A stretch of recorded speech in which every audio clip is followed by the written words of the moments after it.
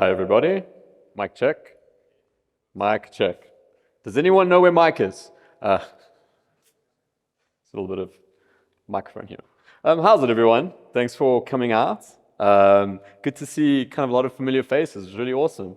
We've been talking quite a lot with customers, and there's definitely more and more of a kind of ask around community events and more community forum type stuff. So as Charles said, we're hoping to do this more frequently and hopefully with topics that are kind of relevant to everyone. And as Charles said, I'm here to talk about Tanzu Application Platform. And before we kind of jump into the fun part, which is the live demo, I'm going to just talk a little bit broadly about where we see, and I guess where actually the broader industry and trend is kind of going from a platform engineering perspective. Some of you guys might have heard of things like internal development platforms. It's definitely making the rounds. And so I'm just going to talk a little bit more broadly about the origination of that, where we see things going as kind of a cloud-native focused company, doing lots and lots of Kubernetes, and where the logical evolution of that is kind of being driven. So just to kick things off, Gartner's placed platform engineering as a practice on their list of top emerging technologies or practices to watch in 2023. What you're seeing here is the Gartner Hype Cycle for software engineering for 2023. So this is effectively Gartner trying to predict forward the various trends, practices, emerging capabilities that are all relevant to software engineering. And what I'm highlighting here is really two things. So the first being, they're placing platform engineering as a practice on the innovation trigger side of the quadrant. So effectively saying it's just really getting started. The interesting thing is that if you kind of look at all the things I've kind of highlighted in squares, you'll definitely see some old staples, like they're saying DevSecOps, pretty much hitting the plateau of productivity. I think pretty much every one of our customers has some DevOps or DevSecOps capabilities, often quite siloed across different BUs, often lots of different tooling, different practices, and very frequently, and I can attest to this, the sec in DevSecOps is kind of an afterthought or something that gets bolted on a lot later. But I think we can all agree, DevSecOps is kind of a tried and true staple at this point, especially if you're moving to cloud native and modern app and microservices. Automating the SDLC is kind of a very consistent and staple thing. You can't really do it without automating the software development lifecycle. Then into things like software composition analysis. So we all know supply chain analysis, things like software provenance are becoming more and more topical, more and more relevant. We're definitely seeing things like supply chain attacks becoming more, prevalent. Attackers going after things like NPM and Maven Central and PyPI. So actually going after the software that ends up in your software supply chain. And that's kind of pretty much picking up in terms of, the industry is starting to adopt practices, understanding that it's a big vector and something that needs to be, really thought of and thought through carefully. Cloud native architecture. So, there was a stat that came out of the most recent North American VMware conference where they kind of polled, a whole bunch of CIOs, and the stat that came out was effectively, like 95% of applications, greenfield applications, that these CIOs have to kind of get out to market over the next few years will be designed cloud native. So microservices, effectively, but designed to consume in a cloud-like manner, elastic, potentially in a hyperscaler, potentially in a private cloud. But I think the penny has kind of dropped for everyone. New app and the flexibility you get and the costs, the cost consolidations you get. Everyone's kind of moving towards cloud-native architecture. One thing I thought was very interesting, Gartner, at least for the next 2 years or two and a bit years, is saying microservices are kind of in that trough of disillusionment, which I've definitely seen working with some product teams that have been trying to adopt microservices. There's definitely a bit of pushback now. You guys might have seen some things that have come out of DHH where he's talking about Not everything should potentially be a microservice. There's definitely some use cases for monoliths. He's not wrong. But microservices are difficult. They add a lot of complexity. You're building distributed systems. You have to think about things in a distributed way. And there's a lot of hard architectural patterns that need to be known and entrenched. And then just to kind of fast forward, but we're seeing observability is just now coming down. And basically, from just platform engineering, what I've highlighted in blue, every single capability, GitOps, observability, DevSecOps, everything that's in a square effectively rolls up into platform engineering. Platform engineering encompasses all of those practices, technology, and capabilities. Everything that I've underlined is potentially more emergent. So if you think about an internal developer platform, and I'll get into the definition of that shortly, that's very much where platform engineering will evolve to. And some of it's actually already there. So autonomous testing, testing of code with, as it runs through some kind of supply chain, that's already part and parcel of any kind of IDP that's being built today. Things like API security testing, test data management, the value stream management side of things, it's highly conceivable and likely that an internal developer platform will evolve to encompass all of these practices.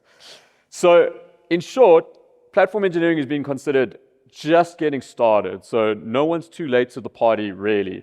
And then the second point is it really actually touches the majority of these emerging software development trends, technologies, and practices that Gartner is saying will be, game changers for any company that's developing software today and over the next 5 to 10 years, which is kind of the horizon. It all actually ties into platform engineering in a lot of ways.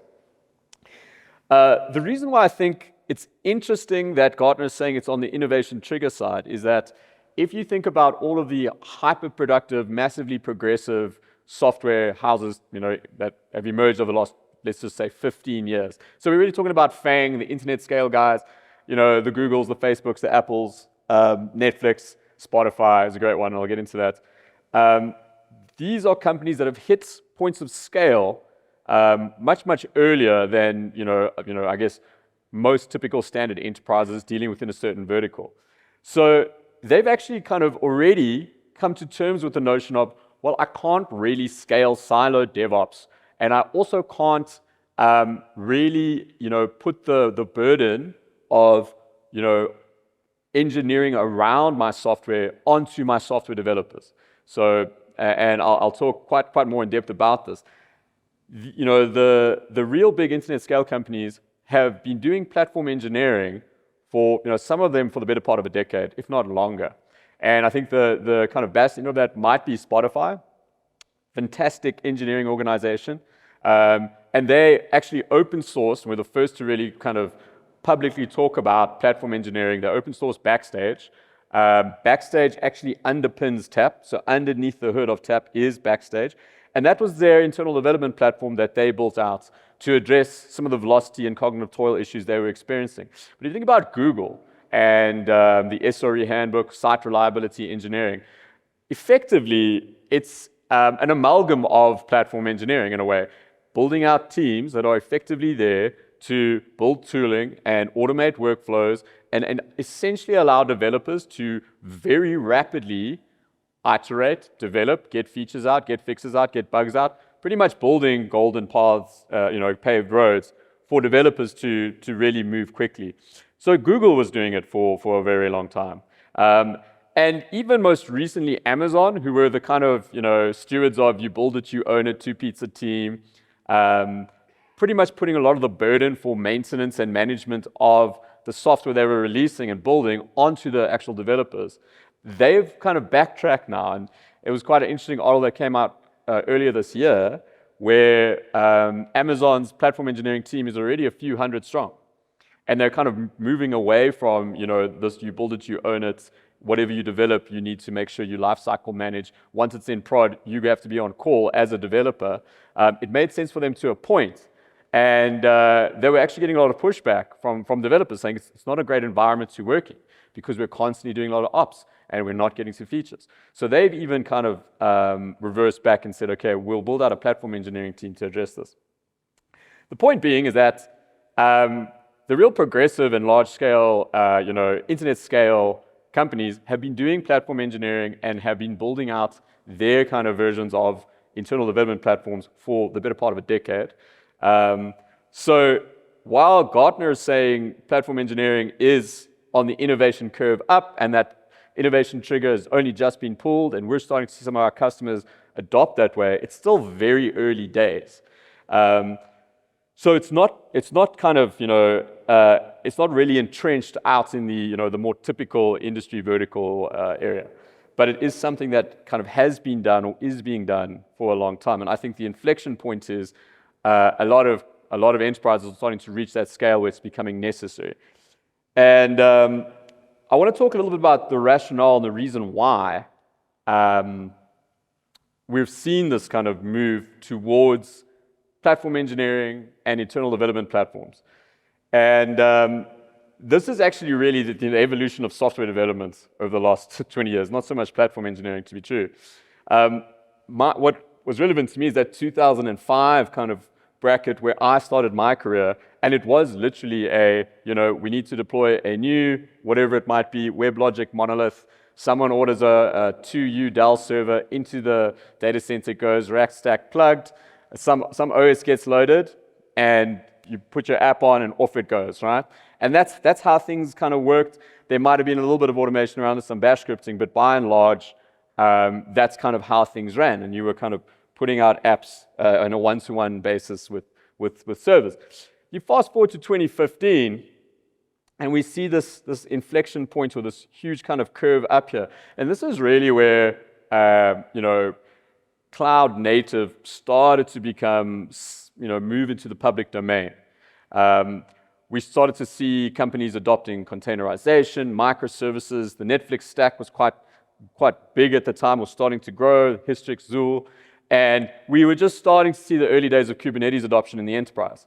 What did that cause for developers? And if you kind of just move another 5 years down the line, this is kind of where we are now. What we're actually talking about is a significant addition of complexity to your average developer. What they need to hold in their head today compared to just 15 years back is significantly more. And it's true. I mean, if you think about your average dev, you'll need to know your problem domain. So you'll need to have some SME knowledge in what you're actually doing or implementing. I'm building out an integration layer. I'm building out a payment system. I'm building out KYC. Doesn't really matter. But you have to have some integral knowledge as to what you're implementing in your team. Then you need to kind of know the good patterns to use. So you're probably building out microservices. Okay, well, I need to think about circuit breaking, retry back off. I need to think about clean architecture. I need to think about all the different modes of transport I could be using, REST, gRPC, event sourcing. Am I doing event-based architecture? So there's a lot of decisions and a lot of, let's say, context around the design that your average dev needs to kind of have in their wheelhouse or have in their pocket. Then they'll probably need to have some notion as to the substrate they're deploying on, and that's typically going to be Kubernetes of some sort, by and large. Potentially something else, but let's just say it's kind of the substrate that's the de facto everywhere. So you'll need to also have a notion as to how Kubernetes works. You'll probably have to know how to kind of scaffold a YAML manifest, maybe even how to build a Helm package to package what you're doing. And then, of course, you need to think about how you're going to package your code. So you'll need to have some notion around how containerization works, how Docker works. Very likely, you'll need to think about how you're going to automate some of that. So you'll need to think about CI/CD. Oh, that was close. And the whole software development lifecycle. You'll need to know potentially how to even secure some of your code and think about how you scan for dependency vulnerabilities, etc. So all of that while still trying to focus on getting features out. So you've got to figure out all those moving pieces, at least hold some of that knowledge in your head while being, while focusing on a problem domain and shipping product, getting a product out or fix out doesn't really matter. And of course, what's happened is, that's just really too much surface area for anyone to be productive in. And that's the core rationale and why we see at KubeCon the massive talk and the majority of talks, or a lot of them for this last year, were focused on platform engineering and IDP and what's happening in that space. We saw Platform Con, which is fully online, go from, I think it was 6,000 or 7,000 attendees last year to 11,000 this year. And the people that are participating in it are the likes of VMware, Google, Red Hat, all these kind of big players, all recognizing that it makes a lot of sense that this is the place people are going to. And there's a very strong rationale for why. And the way I like to think of it is most modern enterprises of kind of, I would say a decent scale are effectively omni-channel businesses. Whether you're a telco, an insurer, medical, you've probably got brick and mortar, avenues. You'll have multiple digital channels that you're delivering through. So web, mobile, potentially API. But even if you're a traditional retailer, your in-store experience is by and large also driven and orchestrated through software. So, your actual inventory, supply chain, logistics. We're talking to some retailers about running things like Kubernetes on the edge in store, so they can actually launch in-store services a lot faster and scale them. So, one customer says, I want to be able to quickly put in any kind of, aisle identification system, so I know which aisles are busiest and how to stock accordingly. And those are the things that are starting to happen at the retail side, effectively becoming very much software-driven businesses. So, as an omni-channel, with multiple, ways of serving customers and having to meet them where they are, which is by and large going to be digital and online, the supply of value to those customers is really going to be underpinned by the supply of software that you can get to them. And if your competitive edge and advantage is the speed at which you can get new features out or even launch new capabilities, new products, enter into new channels potentially, you've got a competitive edge. If you're slower than your competitor at delivering quality software features, capabilities, the things that they want, that will make them adopt more or will make them sticky and retain, you'll lose out ultimately in terms of your market share. So if the supply of value to customers underpinned by the supply of quality software and the speed at which you can get it out, why would you want your software developers to be, encumbered with plumbing? It's equivalent to saying, I'm trying to think of a good analogy, but effectively, so you're a farmer, great, can you build me a tractor? Doesn't really work, but that's what we do with modern day software developers. You need to know all these things before you can even start writing the code. And that's what platform engineering and internal development platforms kind of rose up to solve, is I want my development team to be solely in their IDE. I want them to be iterating and focusing on getting features out to customer, getting my app to the app store, and everything else needs to be abstracted away. We want peak velocity and peak productivity for our product teams that are deving and building out our bespoke software and applications. We do not want them to be having to be, tied into, how to build Kubernetes or how to scaffold a CI/CD pipeline. It's not productive, and it doesn't it doesn't deliver the business value. And this is really where we see platform engineering kind of bisect the value chain. So I won't go into all of this, but it really does, as I was saying, if you're an enterprise, you're kind of an omni-channel digital company these days. You can't really avoid it. The saying, software is eating the world. I think the world's been eaten.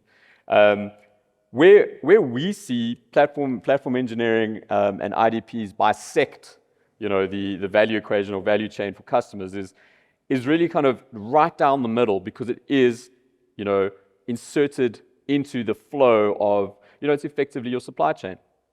So what does that really look like in practice? Platform engineering and your platform engineers are effectively there to build and maintain and evolve and curate your internal developer platform. Your internal development platform is where your development teams will go to get up and running quickly, start a new project, or get onboarded onto an existing project quickly, understand the ecosystem that they're working within, and it very importantly kind of has the three core characteristics of they can self-service whatever they need. So if they need a specific database in a specific location, if they need to get up and running with a kind of standardized scaffold, we're a Spring shop, give us the organizational Spring scaffold that has all the packages we want and need. And they're able to, very quickly get deployed in the location on the target environments they want. I need to be running in EU West 1, and I need these pieces. They can self-serve through a portal, they can self-serve through an API. And there are certain standards that the platform engineering team, and ideally the product owner of the platform engineering team, who's effectively the steward of evolving and the life cycle management of the IDP, are taking into account and saying, well, we need to make sure that whatever we're doing is secure and that we understand the software provenance as we deploy out into our ecosystem. We need to make sure that we're imposing certain gates to ensure we're delivering quality software. So that might be, we expect a certain amount of test coverage. We want to reduce, complexity or async complexity. We need a certain, we will, only accept a certain level of code smells. And of course, we're going to impose that anything that has a certain, number of CVEs or, based on a CVE severity rating, we won't allow to go out into our operating environment. They also need to look at the standards around it. So, what are our product teams building in? What is the tooling they need? And how flexible can we be and accommodate them? The reality is, if you're building a product, you need to go out and solicit your customers and say, will you come in and adopt? And there's a really great article out of Spotify that explains how they went from like 50% adoption of their organizational backstage into something like 99. And the way they did it was really by embedding with their various development teams and making sure that they were building a path that was easier to adopt on than building it themselves.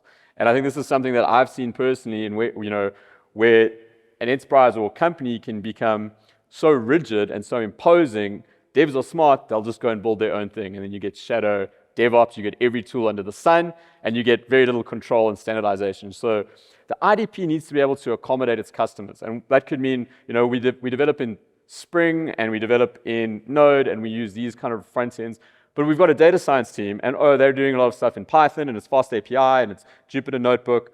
What do they need to, what would we need to build inside of our IDP, inside of our catalog, that allows us to accommodate them, that will attract them onto the IDP, so that it's easier for them to use what we're giving them. They can get up and running a lot faster. Their cadence can improve. They don't have to think about all the machinery overdoing it themselves. And then, yes, we'll start to impose standards. We'll start to say, we're going to secure this. We're going to look at the supply chain side. We're going to impose some test standards. And we're going to potentially, impose what you're allowed to deploy to. So you can start to standardize on the substrates and target environments, locales. So it's a little bit more than centralizing DevOps, in that it's really supposed to evolve with the organization and almost become a gate to create standards. So that when a service is going out into your production environment, it's got all the checkboxes checked. It's got the APM agents injected. It's been signed by the organizational, CA, so you know exactly where it's come from. It's been, that signature has been tested before it's been deployed, and you can effectively constrain while allowing flexibility, and that's the key. And I think that's a very difficult kind of line to walk, because you have to be flexible and accommodating while imposing the standards. All of that to say, it's a bit of a departure, even from kind of traditional DevOps. And it's I would say, a kind of a complex journey to embark on, right? Because now effectively, you're adding another product. It's not really a product that's going to be, deriving any kind of revenue. But the potential payoff down the line is massive, because over a period, as you evolve, as you iterate and improve your IDP and your service catalog and what it can do, you effectively are enabling business velocity. I can onboard a dev and they can get up and running really quickly, or they can very, very quickly add a new feature or deliver a new service. And this is where, we kind of do see this adoption departure where, we see customers that want to go this way, but it's quite a difficult journey. And, if you've ever gone and had a look at Backstage, it's complicated. You're building your service catalog out in, JavaScript or TypeScript. Where Tanzu Application Platform comes along, and kind of where it plays, is pretty much accelerating the journey to having a fully operational, enterprise-grade internal development platform, without having to kind of go through the hard yards of trying to run your own Backstage or hand-roll your own IDP. And I often kind of talk to customers and say, when we talk about Kubernetes, you can go and pull down all the upstream binaries if you want to. You can go and get the upstream release that comes straight out of SIG build or whatever, and you can deploy it into your environment. You absolutely can do that. It's the equivalent of saying, well, I need to get a Linux host up and running. Let me start compiling a kernel, or let me run Linux from scratch. It's not really the point. So rather go with an enterprise Kubernetes offering that gives you the QA, the lifecycle management, the security, and the updates. And the same with IDPs. We can start with Backstage, but what you're doing is you're going with the kind of real bleeding edge, and your cost and complexity will just ultimately go exponentially higher. And finding skill that can actually maintain and evolve and operate Backstage is going to be very hard. So I'm going to talk a little bit about what the core functionalities of Tanzu Application Platform are as an IDP. And this was really hard to put together because it is effectively a modular, almost automation engine. You can do a huge amount of things with it. You can wire it in to do pretty much anything. You could self-service infrastructure. You could build out a supply chain that looks nothing like anything that the standard one would look like. And to kind of illustrate some of this, when we go into the demo, we get into the fun side. We're going to do a little bit of a role play as a new dev coming onto a new product team with the intent to release a feature into market, and what that journey could look like. Very obviously hypothetical. Using an IDP and using TAP. Just coming back to all the capabilities, and these are the kind of core, I would say, core features that a good, mature internal development platform should comprise. So first of all, we'll go through the discovery side of TAP. And this is, one of the primary reasons why Spotify came to the conclusion they needed to invent an IDP and started building out Backstage was they had this problem where it was just a matter of even trying to find out whose applications and services belong to which teams. So their initial, inception, the original idea that informed it was, we actually just need a directory for services. And we see that quite often running large cube environments for customers. The amount of services in a single cluster is significant. So you don't even really know who you might need to integrate with. You'll have some upstreams, downstreams. They could be adjacent to you on the same cluster. They could be behind a few API gateways. Doesn't really matter. But Spotify really thought initially we just need a phone book for services, so we can identify whose microservice belongs to whom. So when things are breaking, we know who to phone, or if we need to integrate, we can find the team. So just being able to get a live view, organizational view, and I mean, think about it, it's quite powerful. It's like a CMDB for all your actual business services and applications. Getting a graph to be able to identify which team built it, owns it, and what it depends on. So that alone is a super powerful capability. TAP extends that into things like live view, so we can actually get some high-level observability. It doesn't purport to be APM, but we can very quickly see, is it healthy? Is this service up and running? We can even go and drill down and have a look at the logs that are streaming off of it. The next thing we're going to go into is the API portal. So I kind of think of this as a bit of a bit shift in terms of if you could capture every single API that's being exposed and publicized throughout your organization automatically, what you're building up is really an internal marketplace. And the value proposition there is, before I go and build anything, I'm going to go look at my IDP's API portal, and I can immediately see, hang on a sec, we're building auth into our KYC, but they've actually built auth. There's a whole authentication API here. Or we're building payments, but we've got a payments implementation, and it's on the portal, and I can go and look at the Swagger docs. I can run tests through it. I can execute it and get up and running on it.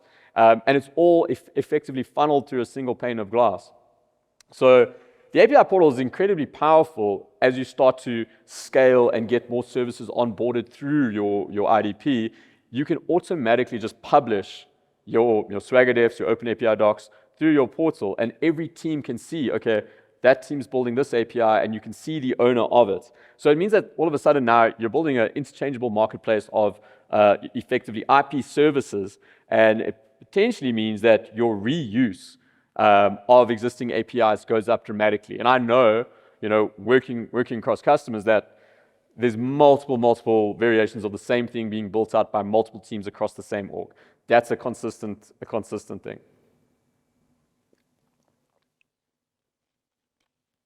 And that leads into supply chain. So under the hood of TAP is a tool called Cartographer. And this is effectively where you design and define how you want to take source to customer really at the end of the day. It's the workflow that gets your app into the app store, your feature out, your new API released, your new front end deployed. And you get to impose all of the gates that are relevant to that workflow in the supply chain kind of side of TAP. The really nice thing is you can do it pretty much automatically using GitOps. So, not to get too technical too soon, but when you create a namespace using the kind of TAP-esque way of provisioning namespaces, it will automatically synchronize the pipeline workflow that is relevant to that team, the gates, the security standards, the policies, and effectively, determine how to choreograph code into production. And this is also where we see that iteration side of things coming up. And that's, I also don't want to bury the lead too much, but how quickly you can allow your devs to get up and running, work in their IDE, potentially have their service deployed somewhere, and rapidly make code changes and have those code changes not just land locally on their desktop before they deploy to dev, but actually be working out in their active environment. So I'm running a dev Kubernetes cluster. I've got 20 other developers all working. I've got pods deployed, containers running, but all I'm looking at is my IDE. And while I'm making code changes, not even committing to source yet necessarily, because that can be a long workflow. The second I commit to Git, that's going to invoke the whole supply chain, and you might not want that. That's going to be quite it's going to impede your cadence as you're iterating. Maybe I just want to save and have it automatically live update within the pod, and I can test those changes. So that's what's called the inner loop side of, sorry, that's so rude. The inner loop side of Tanzu Application Platform. My developers can very quickly iterate on code, build new features, test them, without necessarily having to go through the entire supply chain and the entire release side of things. When that feature or those code additions are ready to be committed, then you can commit and go through the scanning, all of the testing that needs to happen, but you don't necessarily want to do that until you've got something tangible to commit. So supply chain actually allows both sides of that coin to happen. You can move quickly. Once you've committed, we're going to run your tests. We're going to ensure that your tests pass. We're going to scan your code for vulnerabilities. We're going to look at the supply chain side, the bill of materials. We're going to sign your image and ultimately deploy it. Much longer cycle, but necessary. If we're scanning all the code, and we're scanning not just the code, but potentially, in the container world, the base images that are wrapping that code into, ultimately the artifact, which is a container image, we can immediately get a view of all the software-borne vulnerabilities we're exposed to throughout our organization. And that's very powerful. If all your product teams are using the same internal development platform, and you're scanning all of their source codes, all for vulnerabilities, potentially for, you're doing, static analysis and dynamic analysis, etc., you can suddenly get a view of, these are all my services deployed out across my estate, regardless of where they are. These are the CVs that I have, and I can drill down and immediately see which of my services out in the wild, or out deployed in my production estate, have critical vulnerabilities. And then I can use the discovery side to automatically identify who needs to go and remediate, which is a very, very powerful thing to think about and see. It literally lets you very quickly understand your threats and risk exposure from a supply chain perspective. Lastly, and most importantly, and it's kind of where we're going to kick off the demo, as I said, a key characteristic of a good IDP is it should be self-servicing to your devs. So I want to be able to log in and get up and running with what I need as quickly as possible. Whether that's I'm clicking through a portal or making an API request to get what I want, the self-servicing side of a good IDP is key and pretty much core to getting it adopted. And of course, all of these we're going to run through in the demo to illustrate. But effectively, just what I want to kind of hammer home is a lot of this just comes out the gate with Tanzu Application Platform. You don't need to start from zero and start wiring this into Backstage. A lot of the thinking is already there. Okay, you can't really do a demo without a user journey. And I think a lot of you guys aren't really aware that LSD has quite a few other side hustles and businesses that we're constantly trying to make work. Most recently, we launched Amazing Widgets, which I didn't quite understand, but Neil signed off of, so you can't argue with that man. And Amazing Widgets is basically an API marketplace for suppliers to sell their widgets and for widget buyers to consume. But it's API driven, right? I don't know what a widget is. Don't ask. But they're in trouble. They've got some issues. Their competitors are kind of eating their lunch. They've got some real inventory problems. They've only got two suppliers selling 2 widgets on the API marketplace. So they go into an ideation, and what happens? They do a bit of a breakaway. They hire a very expensive creative consultant, and they start ideating, and they're thinking. And they're like, how do we get more market traction? How do we attract more widget suppliers and get more inventory? And so, of course, what expensive consultants do. We need to make a splash in the market. We need to kind of do something that's relevant. So what's happened this year that's been super topical, that's gained a lot of attention out in the wild? And they're like, okay, well, that movie Barbie came out, and then Oppenheimer, and then Barbenheimer, and Opp and Bob, and they kind of go through the list of all the stuff that's happened in 2023, and they're like, you know what? I remember reading something about generative AI and ChatGPT. That could be a thing. And they start reading. And consultant comes up with this bulletproof, product idea. We're going to become an AI company. Our investors, i.e. Neil, will definitely not say no to this, because once you're an AI company, you can just print money, right? You can go to any investor and you can ask whatever price you want. So the user journey, part of this is we as a product team together will come in as a new dev onto Amazing Widgets IDP. We'll kind of get our orientation and see what's really out there. And then we're going to implement and iterate on a new feature that's going to add AI capability to Amazing Widgets API. So we're basically the heavy-hitting AI dev specialist. And they've called this project Make It Rain, because once you go AI, the money just comes, right? And cool, we're gonna get implementing. And I just want to say, we all do this together. If we fail, we fail together, and if we succeed, I'm the one that's typing. So, off we go. Cool, so first, I'm going to log into our IDP, which is, of course, Tanzu Application Platform. Because we're extra, we have federated with 2 different identity providers. I'm going to sign in with our Google identity provider, and I'm immediately greeted with, I just want to check the res there. I don't know if we want to kill the lights at the top, because it's a little bit hard to read. So immediately I kind of see the catalog of services that are on our IDP, and I can see we've got a Redis and we've got an Amazing Widget service. And I can kind of see the owners and some of the tags and metadata around it. I'm going to jump into the Amazing Widget service just to get my bearings and understand how things are put together as I need to come in and build out new feature or capability. So the first thing I can do here is actually go in and get a view as to what the relationship is of the Amazing Widgets API service to the organization at large. And I can see it's been subdivided into a few groups and a few owners. So there's an Amazing Widgets engineers team, which has a single member of Julian Gericke, weird name. And there's a key component here, which is our actual API service that's already been built and out there. And I can see that it's actually got a dependency of Redis. So immediately assume they're doing some caching, some in-memory caching as part of the service. So that's fantastic. I kind of already have a notion as to what I'm looking at and who I might need to call, get out here.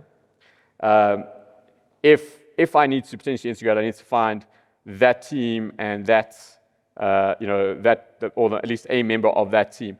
I can see some other things, such as there's an API link that's been associated to this component, and I can see here, okay, there we go, straight to the Swagger docs or to the Swagger portal. But I'm not interested in that right now. I just want to go see what's deployed out in the wild. So this is the live view side of TAP. I can see that there's a deployment for the Amazing Widgets service components, and here we can actually see the relationship, the cascading relationship of what's resulted in this service being deployed out to the world at large. I could actually even go and have a look at the YAML definition. And And I can actually get a notion as to, okay, this is actually a Knative serving servlet, which is quite interesting, right? So it's not just a typical pod. Tap actually uses Knative serving as the mechanism through which your services are deployed, which means that, yeah, you can use it to deploy a single pod, but if you wanted to do scale from 0 and potentially wire it into a queue, wire it into an event stream, and have these services pretty much stood up, invoked by a request from an ingress or something put on a queue and event stream, you can. And Knative will automatically handle the scale out and scale back down to 0. So it gives you almost a Lambda-like capability. And the nice thing there, especially in dev environments, is if your substrate can scale to 0, i.e. you're doing kind of auto-scaling at the node level, you could potentially have the most minimum resources until someone's starting to run tests. In production, you might want to consider things like your hot start time, etc. But the reality is, you've got very much that serverless type capability within Tap, as Tap is the one that's also orchestrating how things are being released out into the wild. If I scroll down, I can actually see, okay, well, there's a single deployment, which has resulted in a single pod. It's up and running, it's healthy, and if I wanted to, I could just go get a view as to what's being written out log-wise. So this actually allows me to see, okay, I can see that there's some health checks happening here. Nothing super interesting, because it's a single service, but I can get some high-level orientation and context as to how this service has been built, who the owner is, what's happening, is it healthy, how it's been composed. The next thing I want to do before going into full-on implementation is I'm going to hop on over to the API portal. Don't worry about the other one. I'm going to go have a look at the amazing widgets API that's been published. Now, this is an open API spec, and for those that are interested, this is automatically detected by Tanzu Application Platform as an API descriptor when it gets deployed out into my Kubernetes cluster. And I can show what that looks like, but it's effectively just a little bit of a descriptor on my workload config, which automatically means it gets picked up and published into my API portal. So I don't need to go and manually try and find my open API JSON and pull it through into Tanzu Application Platform. Tanzu Application Platform just publishes it as it comes up off the pod, which is pretty powerful. This means that your overhead and having to kind of do that last mile, I'm publishing it into my API portal, is gone. And that's something we know. The more we can reduce having to do little admin-y things on devs, kind of that's the whole point, right? The better we are.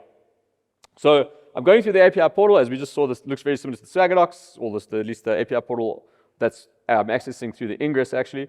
And I can see we've got a whole bunch of API endpoints on the amazing widget side, pricing endpoint, product endpoint, suppliers.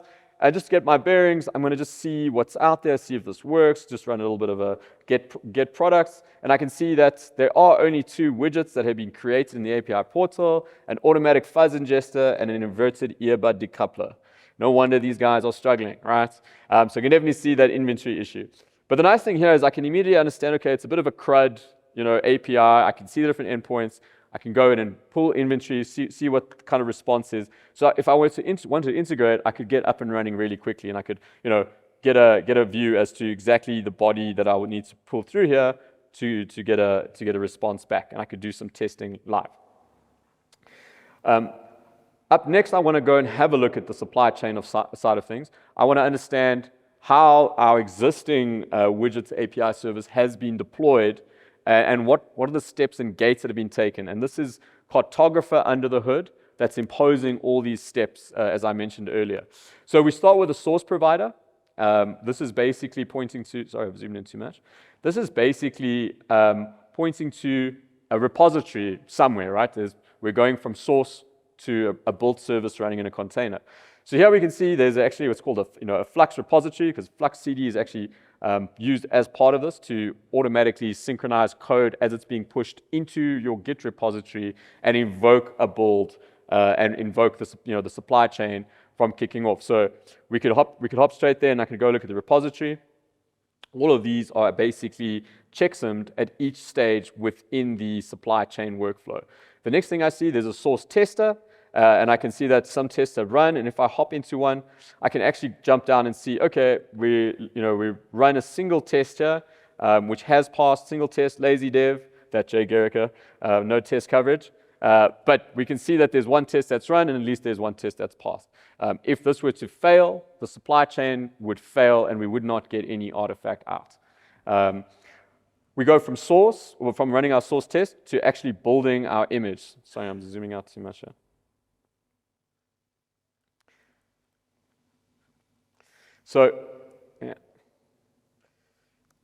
So we run our tests, and the next thing we need to do is actually go and build the code, build the image around it. Underneath Tanzu Application Platform is actually Tanzu Build Service, which is cloud-native build packs. If you're familiar, it's effectively a style of, well, it's a mechanism of going from source to image. And what actually happens is KPack will analyze what the source code looks like, do some analysis, say this is a Spring app, I need to build it with Maven or Gradle. This is a Node app, NPM. This is a Python app, needs to potentially run a Python setup, etc. So as a developer, I'm just writing my source. I'm writing my code. It doesn't really matter what I'm writing in. The language support will be there, Golang, .NET. You don't need to go in and have to think about a Docker file to build your code and another Docker file to run it. That's all really handled inside of Tanzu Application Platform. So you have the notion of a build image, which is a lot thicker and bigger, and it's going to have all the libraries, frameworks, and build tooling, Maven, Gradle, NPM, etc. Webpack. It'll do the analysis of what you're actually building in, select the right build image, and build your code. And as you can see at the end, it's actually running all of the things I need and installing all of the componentry I need to get my API service up, which in our case is Fast API in Python. But yeah, if it was something else, it would automatically select that thing and get it built. So now we've got a built image. It gets pushed into our Harbor registry. I won't go into too much depth here, but you've got a notion of a dev bundle and then a runtime bundle. So we've gone through the build. It's created a build image. The next thing we're going to do, zoom in, from the image side is go and look at the security posture of our image, of what's been built. And in this case, we're actually using an automatic policy that we've actually just taken from what VMware make available. We're using the lax policy, otherwise it would fail our build. This is actually all being synchronized through from a Git repository. So within TAP, there's a notion of a namespace provisioner. When you create a new development namespace, you say, this is the namespace, you apply whatever labels you need, and those policies will automatically get synchronized through from the Git repository you're providing to say, use this policy for this workload. So here you can see we've got, this is what it kind of looks like, just in terms of the scan policy we're using. We're not failing the build on anything, but you could in theory say, if we have a high or critical CVE detected either as a source vulnerability or within the container image we've built, fail the build automatically. So pretty much do not allow anything to get built that has a certain, well, let's just say weak posture. So we haven't done that. We're using a lax scan policy just to kind of move through the demo. So it scanned our image, and what it's created is a bill of materials. So this is basically the SBOM that illustrates all the packages that have gone into the container image, as well as all the libraries and dependencies that are necessary for the actual, component binary, in our case, Python, script to run. And you get it in Cyclone or the SPDX format. And if we just go and have a quick look, I always think this is such a powerful thing from an audit perspective.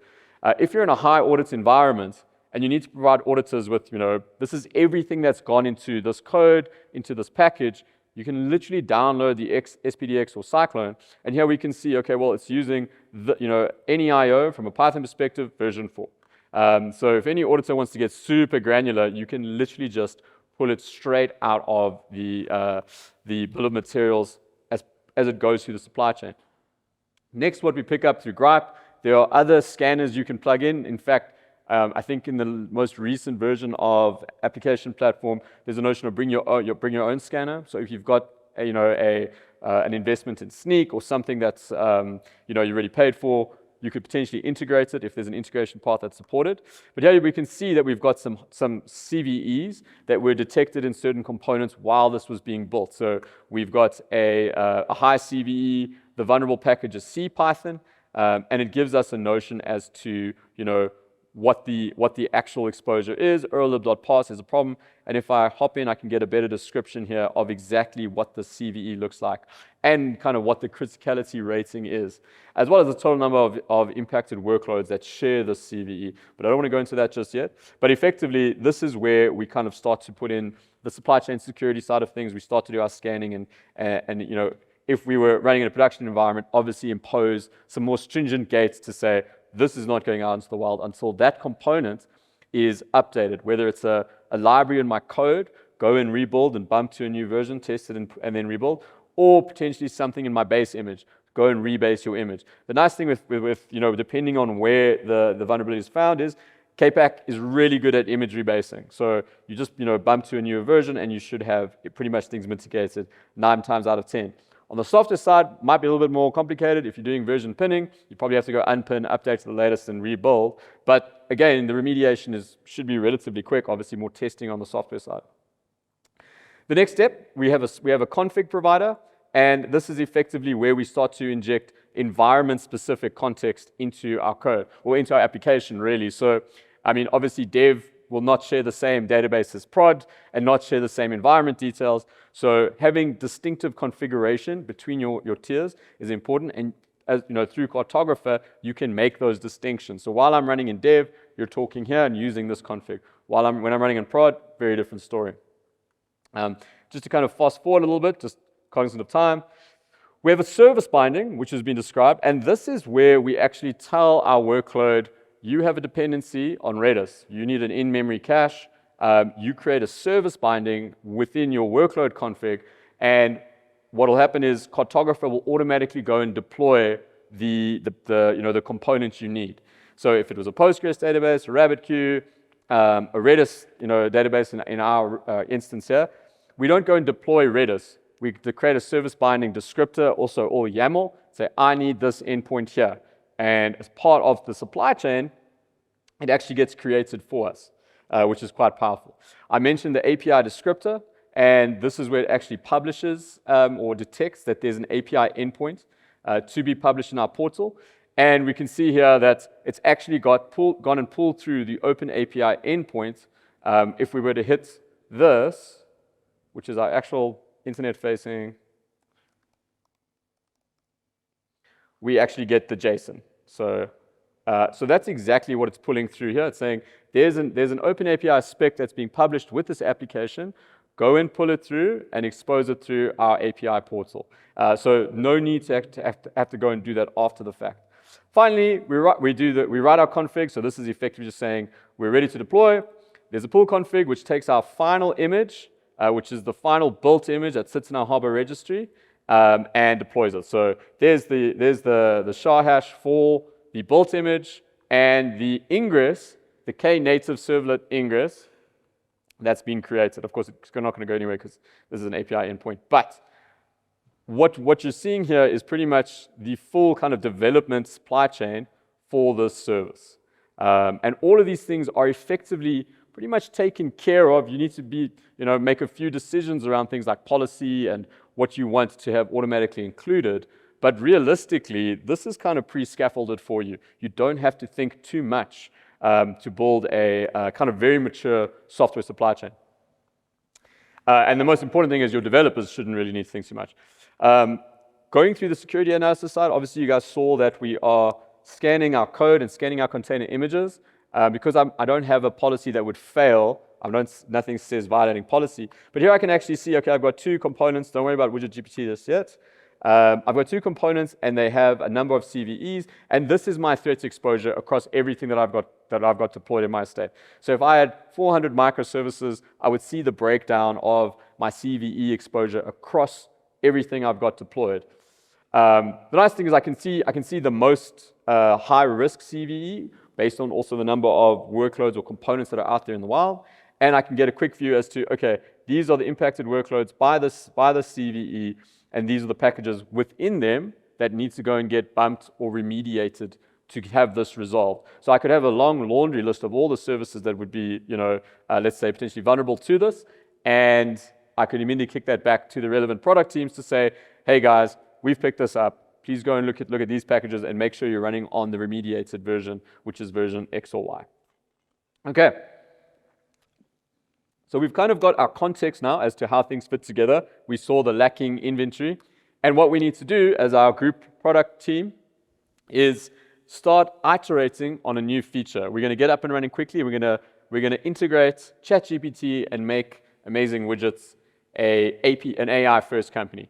So what I need to get up and running quickly is I need to get onto my organizational standard scaffold. So Amazing Widgets is a Python shop, and what they've created for me, which is amazing, is they've created a fast API scaffold that'll have all of the standards I need to get up and running quickly. They've made some decisions about versioning. They've made some decisions about how they want their projects to be structured and exposed that as an accelerator within TAP. So as a new dev, as the AI guy coming in to fix this and ensure this future of the company, I'm gonna choose to generate a new accelerator, or I'm gonna choose to generate a new repository just from this scaffold, and I'm gonna call it Make It Rain after the project namesake. And what I'm going to say is, create a Git repository for me automatically.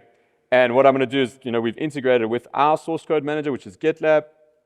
I'm going to give it a few pathing things here, nothing too serious.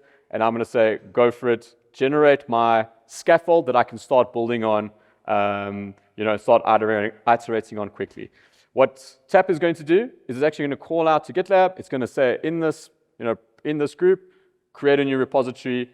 Take my base, my accelerator base, which is itself a Git repository, and using spell and a whole bunch of other things, replace a few of the standard kind of, let's say, placeholders or breadcrumbs that I've got with the things that'll make this unique. And you can really apply any customization at time of provisioning. So you can get really arcane and weird if you wanted to in terms of replacing things and updating things when an accelerator is generated.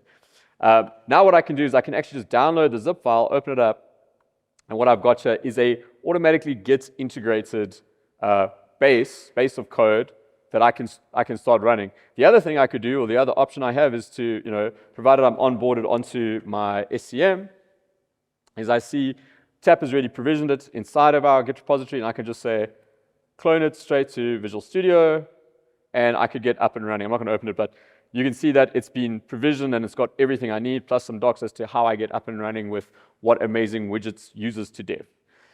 So fantastic. I've heard stories of developers waiting a few weeks just to get a Git repository, let alone have the standard, things pre-built and set up for me to start working. So that's incredibly powerful just in terms of how quickly you can actually enable a dev to start something new. And the other powerful side of it is, if you're wanting to impose standards, potentially you're a lead dev and you want to say, this is how we set up a POM file, and this is where our nexus is that handles all our dependencies and have everything pre-wired in. You don't have to do that for each new project greenfields. You can just let them get up and running as quickly as possible. But now is the time to implement. And what I'm going to do, I've got my scaffold pre-running. Some kind dev has actually set us up with Stub. And I can see it's been pulled through into our marketplace. And I'm going to just try it out. I'm going to execute. And I can see, OK, so the Amazing Widget GPT hasn't been implemented. And it's our job to go forth and implement it now. So this is where we start talking about inner loop dev and how quickly we can iterate and add features in and test them out without necessarily having to go through the full supply chain until we're ready to commit. Just two of the things I wanted to illustrate before we actually start deving, making it rain per se, is with the IDE integration into VS Code in this instance, but JetBrains, pretty much all of them, everything I just did inside of the portal in terms of that accelerator selection, I can go and pick through my IDE integration with my TAP instance, I can actually just go and do the exact same thing without having to leave my IDE. And that's kind of core to, not necessarily needing to context switch as a dev. I just want to get the feedback. I don't necessarily want to go and watch a pipeline complete. So pretty powerful. Have it tied straight into my IDE. The other side of the IDE integration is what I'm going to show you guys now. So we've got on the left-hand side, you can actually see there are two Tanzu workloads that are running. So one is our kind of existing legacy app, and the one is the one that we're going to be iterating on.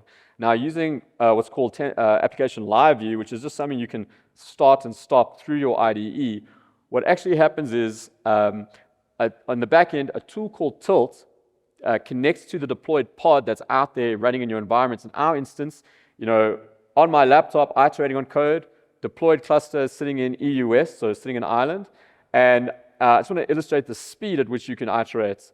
So what happens is I'm going to make a change. I'm not going to commit the code.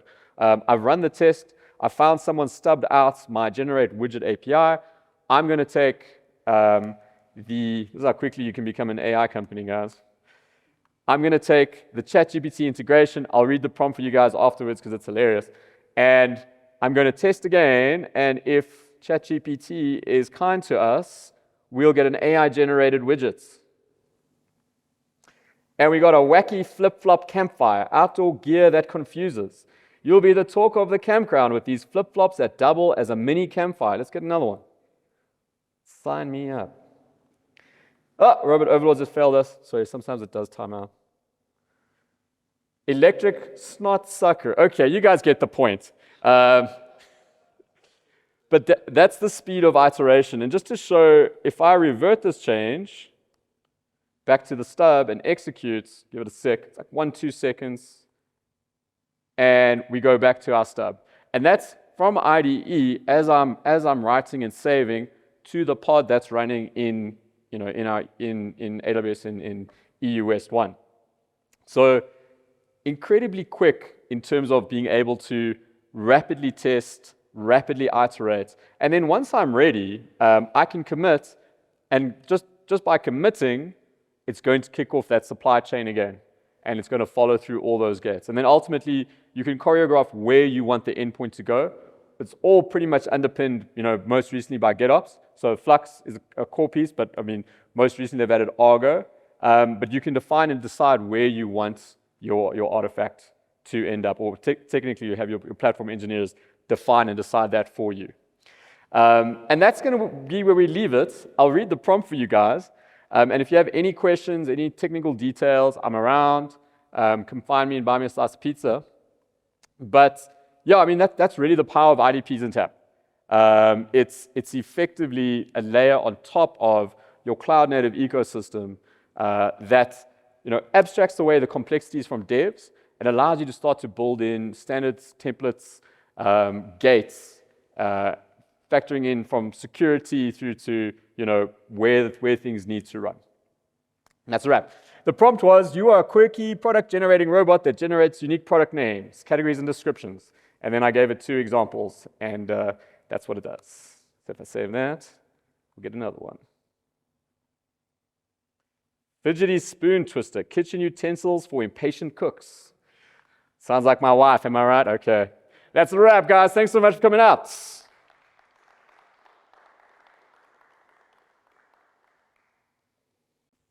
Supply the supply chain. That's actually an interesting, yeah, it's an interesting one. I would say there might be a little bit of shared responsibility. I think ultimately, if it's in the IDP, it's the responsibility of the platform engineering team and the product owner of the platform engineering team to define what those standards look like.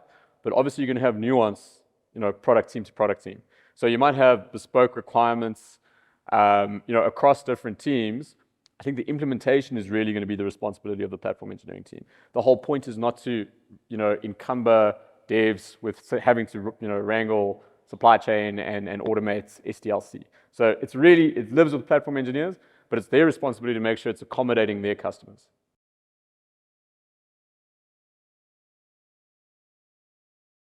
Yeah, so there is. It basically scans, you've got source and image scan. So it scans on both sides.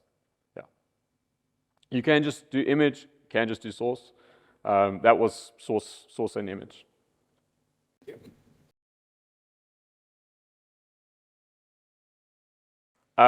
We've got, like right now domestically, I call it 1.5 customers, one very much buying in, another one that's kind of on the fence but understands the value prop. I think the tricky thing is where you kind of have that conversation organizationally, especially, you know, large org, you've got a lot of product teams, you've got a lot of like DevOps people, and now all of a sudden you're just trying to like say, well, bring all of that under one roof, get everyone in your org to adopt it. And it's this kind of cross responsibility model and becomes a little bit, you know, like who owns it? There's a lot of, there's cost complexity, there's a skill set that needs to be found here. And you'd think, okay, well, this would be good under a kind of a central IT capability. But central IT isn't often, you know, responsible for the application lifecycle side of things. So I think it's actually just figuring out who the custodian and champion of it is, who's driving it organizationally, because the real value prop is to have it adopted organizationally. You know, you don't want to build an IDP for one team. I mean, you can definitely start at one team, and there was a great talk by Michael Cote last year, the VMworld thing, where they go through Mercedes's adoption journey, how they built a platform out, an internal development platform over 7 years. And I mean, they did start with like a singular use case and then went and kind of added and grew that ecosystem and added and grew and added and grew. And we're given a lot of autonomy to do that. And I think that's kind of key as well, is let your platform engineering team and the product owner that's responsible for driving what it needs to look like, you know, go out, do what they need to do, build a backlog and go out and kind of slowly evolve it to get that adoption. Because yeah, I think trying to mandate from day 0 to day 30, hey, everyone turn off your Jenkins and come onto Tap, there's a far, far cry from reality.